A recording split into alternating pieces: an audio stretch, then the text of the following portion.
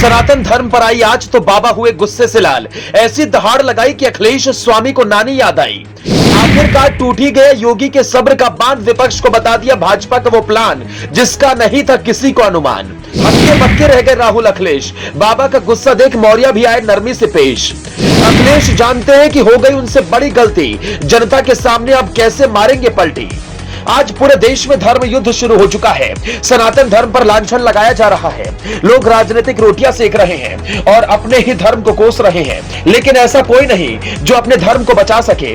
भगवान राम के नाम पर जो वोट मांगते हैं वही अब भगवान राम, भगवान कृष्ण और हनुमान जी हमारे पूजनीय हैं, उन पर जहर उगल रहे हैं। ऐसे में भगवाधारी बाबा भोले के पुजारी श्री राम और हनुमान के परम भक्त अपने धर्म पर लग रहे लांछन को रोकने के लिए तमाम नास्तिकों के सामने एक ढाल बन अपने धर्म के खिलाफ बोलने वालों के सामने खड़े हो गए हैं और देश की पवित्रता को लौटाने की मुहिम छेड़ दी है।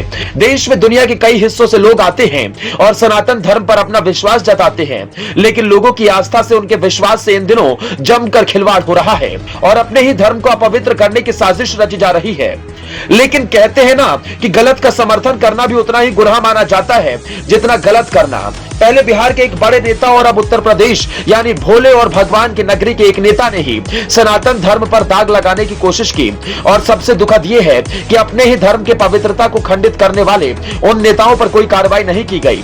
अपने वोट बैंक को बचाने के लिए अखिलेश तेजस्वी तो जैसे अपने धर्म तक को बेच देने को तैयार हैं। ये पहलू जब सामने आया तो देश के बड़े को चोट पहुंची। वो तबका जिसका बच्चा बच्चा अपने ईश्वर को पूजता है, अपने धर्म ग्रंथों का सम्मान करता है, उसके बताए गए राह पर चलने की कोशिश करता है, लेकिन किसी नेता ने उसे बचाने की जहमत नहीं उठाई। उस वक्त जब धर्म पर युद्ध चल रहा था सभी खामोश रहे, लेकिन यहाँ वो नेता खामोश नहीं रहा जिसका भगवान ही सनातन है, जिसका मकसद है सनातन धर्म की सभ्यता, उसकी पवित्रता को बरकरार रखना। और अब सनातन पर आंच उठाने वालों को ऐसा जवाब दिया कि अखिलेश यादव से लेकर राहुल गांधी तक की सिट्टी पिट्टी गुम हो गई और एक डर विपक्ष के जहन में घुस चुका है। उस डर का नाम है सीएम योगी आदित्यनाथ। जी हां, बाबा योगी ने एक ऐसा तमाचा विपक्ष के मुंह पर जड़ा है जिसकी गूंज से उनकी रातों की नींद उड़ चुकी है। दरअसल पूरे देश में जब सनातन पर कुछ लोग लांछन लगा रहे थे तब योगी आदित्यनाथ ने सनातन को राष्ट्रीय धर्म बता दिया। अब इस पूरे बयान के बाद से विपक्ष की बोलती भी बंद हो चुकी है और सपा के मुखिया को विरोध का सामना भी करना पड़ रहा है।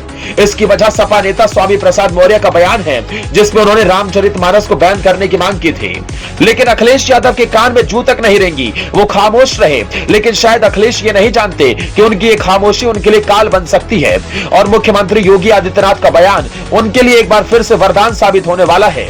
हालांकि अखिलेश को इस बात का डर भी है और शायद इसीलिए उन्होंने मौर्य से मुलाकात भी की थी, लेकिन मुलाकात के बाद जिस तेवर में मौर्य दिखे उसने अखिलेश की छवि को धूमिल करने की कोशिश जरूर की।